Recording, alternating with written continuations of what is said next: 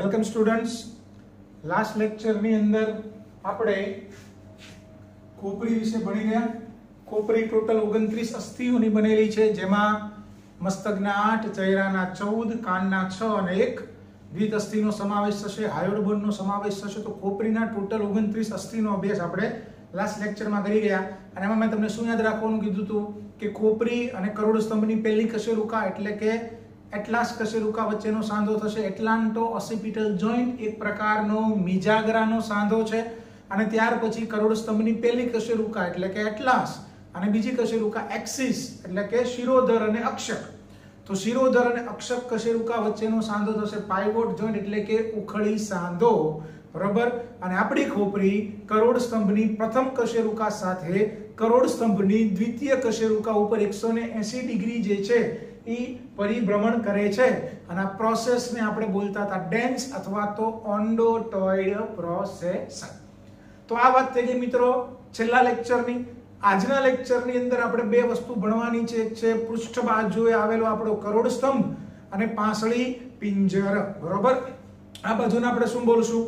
વક્ષ બાજુ, અને આપણે બોલશું પૃષ્ઠ બાજુ. તો આજે બે વસ્તુના જ અભ્યાસ કરવાનો છે. એક છે કરોડ સ્તંભ અને બીજું છે પાંસળી પિંજર. તો ચાલો શરૂઆત કરીએ. પહેલું જે છે કરોડ સ્તંભ.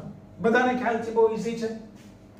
કે યાદ રાખવાનું છે મનુષ્યની અંદર કરોડ સ્તંભ, પુખ્ત મનુષ્યની અંદર કરોડ સ્તંભ કેટલા મણકા, એટલે કે મણકાને આપણે વૈજ્ઞાનિક ભાષામાં બોલશું કશેરુકા, જેને અંગ્રેજીમાં બોલવામાં આવે છે સેન્ટ્રમ. તો કરોડ સ્તંભ મનુષ્યની અંદર ટોટલ 26 કશેરુકા અથવા તો 26 સેન્ટરનો બનેલો છે. અને આ કરોડ સ્તંભની અંદર આ કરોડ સ્તંભનો આડછેદ આપણે લીધો છે કે કરોડ સ્તંભની મધ્યમાં પોલાણ છે. આ પોલાણને બોલવામાં આવે છે ચેતાનાલી, બરોબર. કરોડ સ્તંભના મધ્યમાં પોલો ભાગ છે અને આ પોલા ભાગને આપણે બોલશું ચેતાનાલી. અને આ ચેતાનાલીમાંથી કોણ પસાર થાય છે? કરોડરજ્જુ પસાર થાય છે, બરોબર. બીજું આગળના ચેપ્ટરમાં આપણે ભણશું કે કરોડરજ્જુની આજુબાજુ બે પ્રકારના દ્રવ્યની વાત આવશે, ભૂખરું દ્રવ્ય અને શ્વેત દ્રવ્ય. તો અહીંયા જે આપણે લીલા કલરમાં દર્શાવેલું છે એ ભૂખરું દ્રવ્ય છે. તો સેન્ટરમાંથી કરોડરજ્જુ પસાર થતી હશે એની આજુબાજુ ગ્રીન કલરનું જે છે ભૂખરું દ્રવ્ય H આકારે, ABCD ના H આકારે ગોઠવાયેલું હશે. અને એની આજુબાજુ લાલ કલરનું દ્રવ્ય એટલે કે શ્વેત દ્રવ્ય ગોઠવાયેલું હશે. તો ભૂખરું દ્રવ્ય શું છે, શ્વેત દ્રવ્ય શું છે, એનો વિગતવાર અભ્યાસ આપણે આગળના ચેપ્ટરોમાં કરીશું. પણ અત્યારે ખાલી યાદ રાખવાનું છે ભાઈ મનુષ્યની અંદર કરોડ સ્તંભ, આપણો જે કરોડ સ્તંભ જે છે એ ટોટલ 26 મણકાનો બનેલો છે. આ મણકાઓની વચ્ચે એક પોલાણ છે.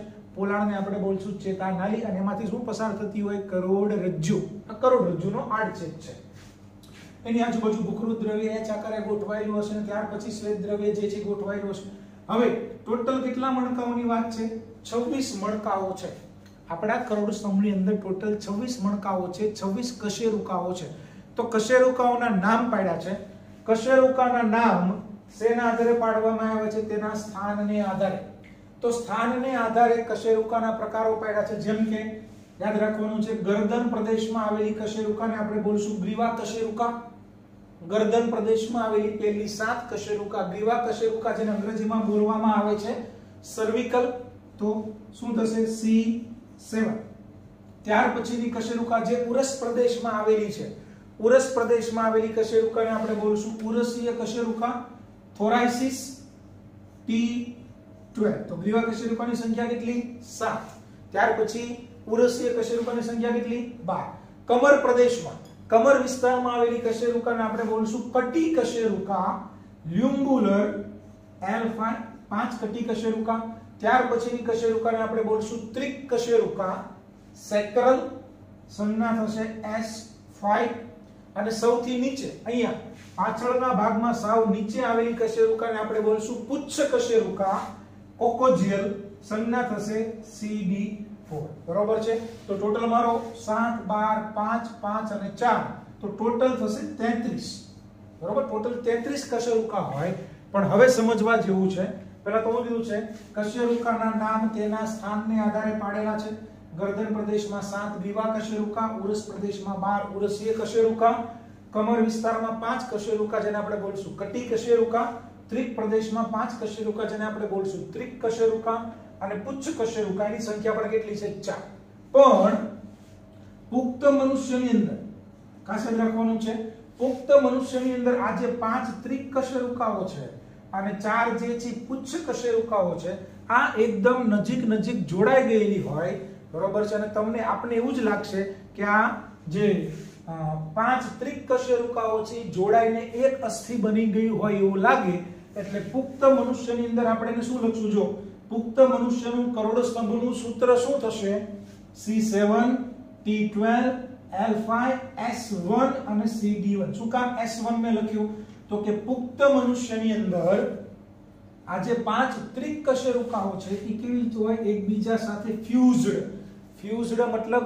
જોડાઈ ગયેલી હોય છે પાંચે પાંચ કશેરુકાઓ પણ આ પાંચે કશેરુકાઓ એકબીજા સાથે જોડાઈ ગયેલી હોય ને આપણને એક અસ્થિ હોય એવું દેખાય તો પુખ્ત મનુષ્યમાં એ જોડાઈ જાય માટે આપણે 5 ની જગ્યાએ કેટલા સમજશું એક એ જ રીતે પુચ્છ કશેરુકા પણ કે પુચ્છ કશેરુકાઓની સંખ્યા 4 છે પણ પુખ્ત મનુષ્યની અંદર આ કશેરુકાઓ એકબીજા સાથે ફ્યુઝડ થઈ ગયેલી હોય જોડાઈ ગયેલી હોય અને કેટલા બનાવે એક તો એને આપણે બોલશું ફ્યુઝ તો ટોટલ કેટલા થઈ ગયા 26 તો પુખ્ત મનુષ્યની માટે કરોડ સ્તંભનું સૂત્ર શું થશે C7 T12 L5 S1 CD1 પણ નાના બાળકોની અંદર બરોબર શરૂઆતની ઉંમરમાં નાના બાળકોની અંદર શું હોય તો કે નાના બાળકોની અંદર C7 T12 L5 ઓકે પણ નાના બાળકોની અંદર આ જે 5 ત્રિક કશેરુકા છે અને આ 4 પુચ્છ કશેરુકા છે એના જીવનના શરૂઆતના સમયગાળામાં છૂટી હોય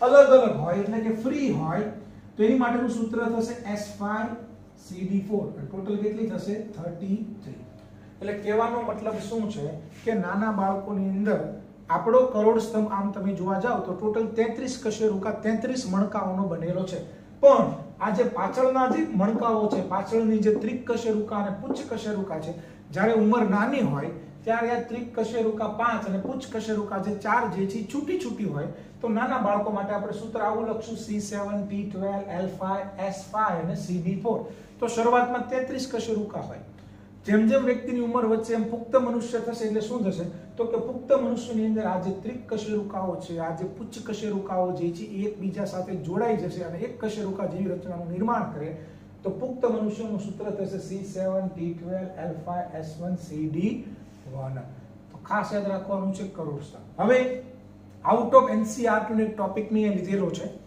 કશેરુકા જેને આપણે અંગ્રેજીમાં શું બોલીએ સેન્ટ્રમ કશેરુકાના પ્રકારો ટાઇપ્સ ઓફ સેન્ટ્રમ કશેરુકાના પ્રકારો શેના આધારે પાડ્યા છે તેના આકારને આધારે મણકાનો આકાર કેવો છે ગુજરાતીમાં કેવું કે ભાઈ કરોડ સ્તંભની રચના કરતી જે કશેરુકા જે છે જે મણકા છે એનો આકાર કેવો છે એના આધારે કશેરુકાના પ્રકારો પાડ્યા છે પહેલો પ્રકાર જે છે પ્રોકોએલસ તો તમને આકૃતિ પણ મેં દર્શાવી છે કે એક બાજુની સપાટી અંતર્ગોળ અને બીજી બાજુ એક બાજુની સપાટી અંતર્ગોળ અને એક બાજુની સપાટી કેવી હશે બહિર્ગોળ હોય જો કશેરુકાનો આકાર આવો હોય તો એને પ્રોકોએલસ પ્રકારની કશેરુકા બોલાય પ્રોકોએલસ ટાઇપ્સ ઓફ સેન્ટ્રમ કોની અંદર જોવા મળશે ઉભયજીવીઓનો કરોડ દેડકાનો કરોડ સ્તંભ હોય કે સરીસૃપ સાપનો કરોડ સ્તંભ જે હોય એની અંદર તમને આ પ્રકારની કશેરુકા જોવા મળે બીજો પ્રકાર જે છે amphicoelous first one is procoelous second one is એમ્ફિકોએલસ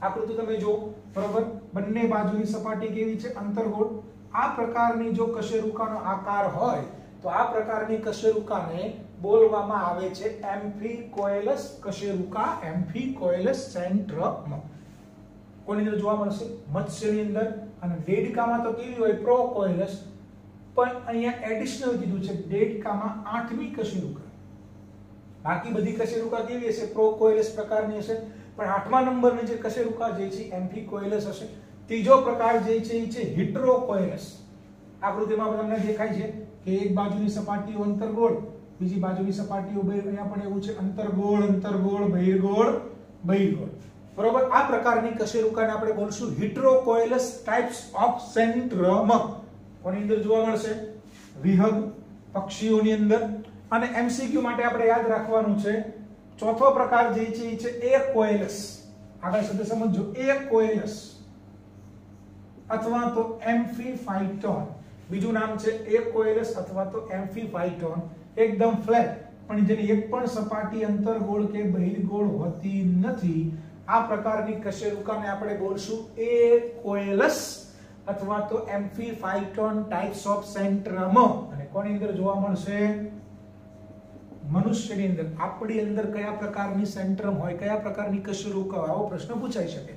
તો મનુષ્યના કરોડસ્તંભની અંદર, પુખ્ત મનુષ્યના કરોડસ્તંભની અંદર જે 26 કશેરુકાઓ જે છે એ કશેરુકાઓ કયા પ્રકારની છે? એકોએલસ અથવા તો એમ્ફીફાઇટોન ટાઇપ્સ ઓફ સેન્ટ્રમ છે.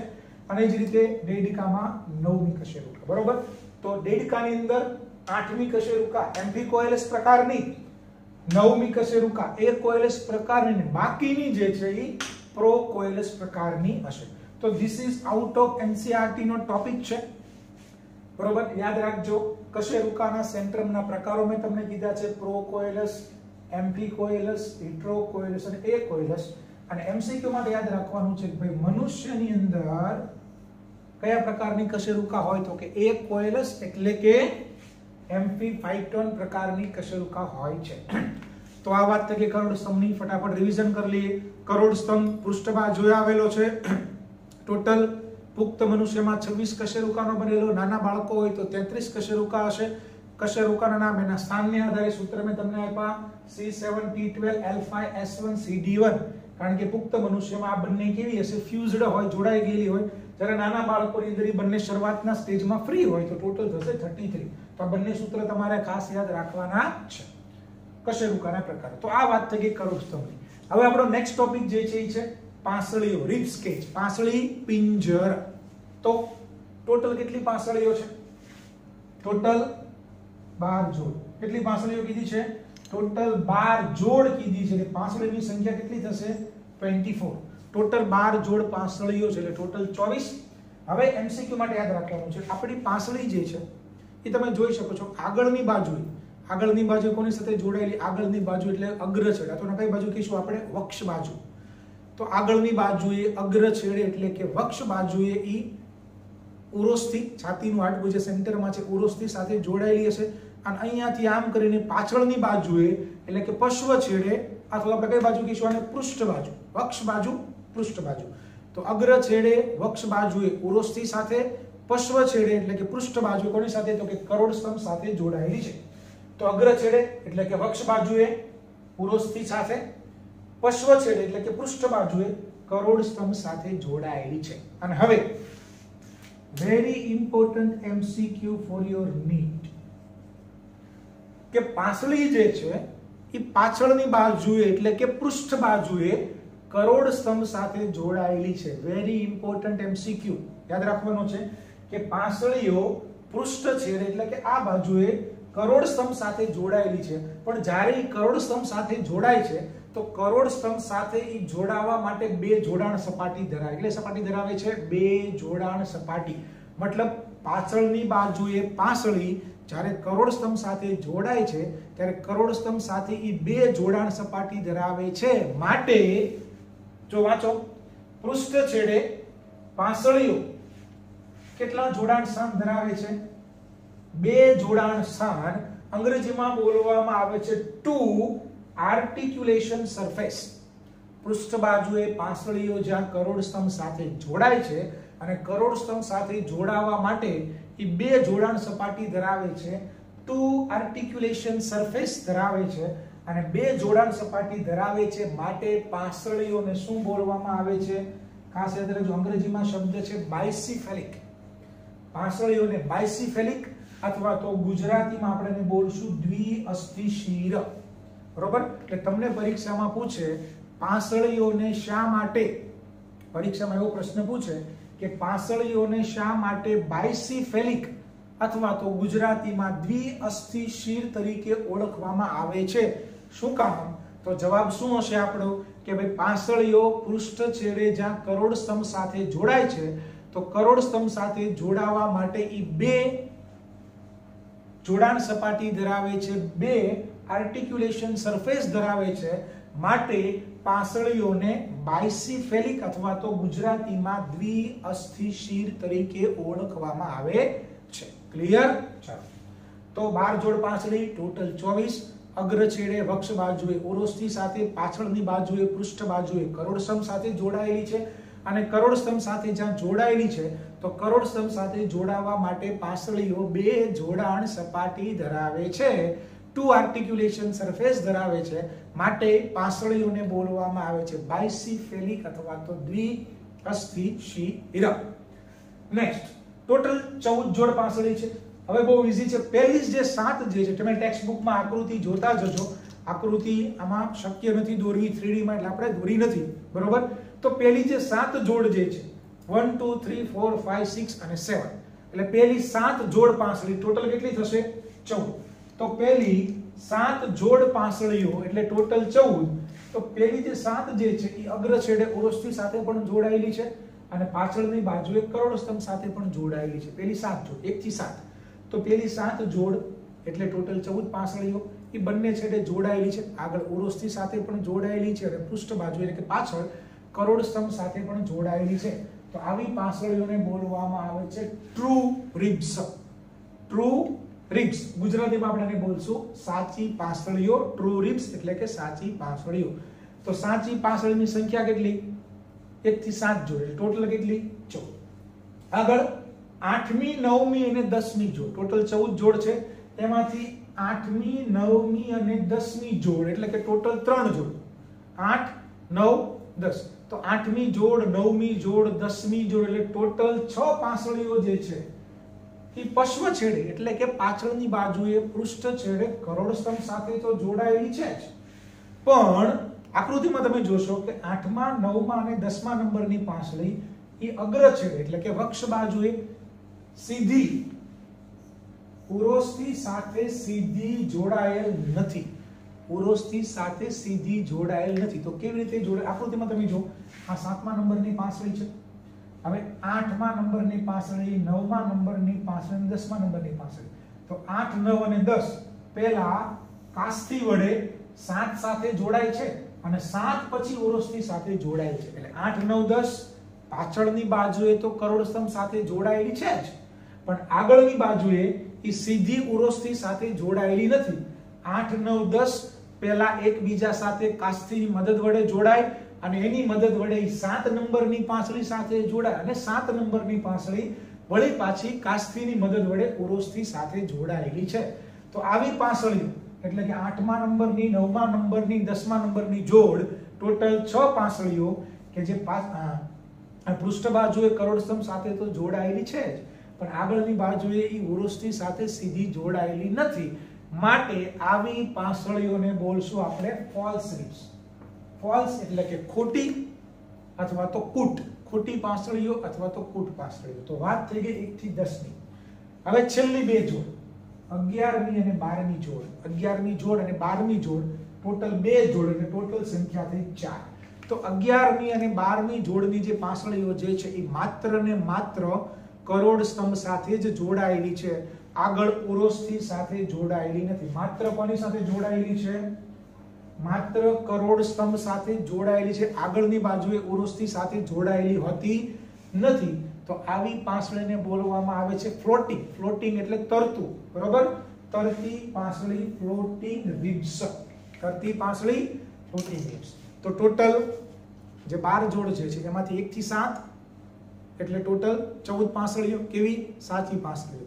8 9 10 ની જોડ એટલે ટોટલ 6 પાંસળીઓ. કેવી પાંસળીઓ? ખોટી ફોલ્સ રિબ્સ, કૂટ પાંસળીઓ. 11મી અને 12મી જોડ એટલે 4 પાંસળીઓ. કેવી પાંસળીઓ કહીશું આપણે? ફ્લોટિંગ રિબ્સ એટલે કે તરતી પાંસળીઓ. તો આ વાત થઈ ગઈ પાંસળી પિંજરની. અને છેલ્લો એક એમસીક્યુ લઈ લઈએ. ખાસ યાદ રાખવાનું છે, પરીક્ષામાં પૂછાય એવો છે. પાંસળી પિંજરની રચના. પાંસળી પિંજરની રચના કોના દ્વારા થાય? તો ખાસ યાદ રાખવાનું છે ઉરસીય કશેરુકા. કરોડસ્તંભની કઈ કશેરુકા? ઉરસીય કશેરુકા. કેટલી?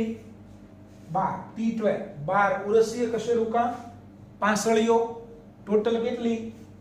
12 જોડ એટલે કે 24. પાંસળી પિંજરની રચનામાં કોણ કોણ ભાગ લે? ઉરસીય કશેરુકા 12, પાંસળીઓ 12 જોડ એટલે કે 24 અને એક ઉરોસ્થિ, બરોબર. તો ટોટલ કેટલા અસ્થિની બનેલું છે પાંસળી પિંજર? 37. 12 ઉરસીય કશેરુકા, 24 પાંસળીઓ અને એક ઉરોસ્થિ, એમ કરીને ટોટલ 37. તો એમસીક્યુ માટે યાદ રાખવાનું છે કે ભાઈ પાંસળી પિંજરની રચનામાં કોણ કોણ ભાગ લે? તો ઉરોસ્થિ, પાંસળીઓ અને કરોડ સ્તંભની કઈ કશેરુકા? ગ્રીવા કશેરુકાઓ T12.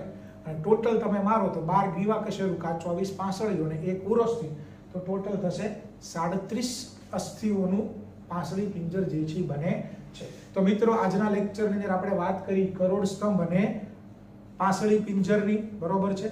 નેક્સ્ટ લેક્ચરની અંદર હવે આપણે જે છે એ ઉપાંગીય કંકાલ તંત્રની શરૂઆત કરીશું, જેમાં આપણે હાથ, પગ, સ્કંદ મેખલા અને નિતંબ મેખલાનો અભ્યાસ કરવાનો છે. ત્યાં સુધી વિડીયોને લાઈક કરો, શેર કરો, ચેનલને સબસ્ક્રાઇબ કરો, બરોબર. અને હવે મળીએ નેક્સ્ટ લેક્ચરની અંદર ઉપાંગીય કંકાલ તંત્રની સાથે.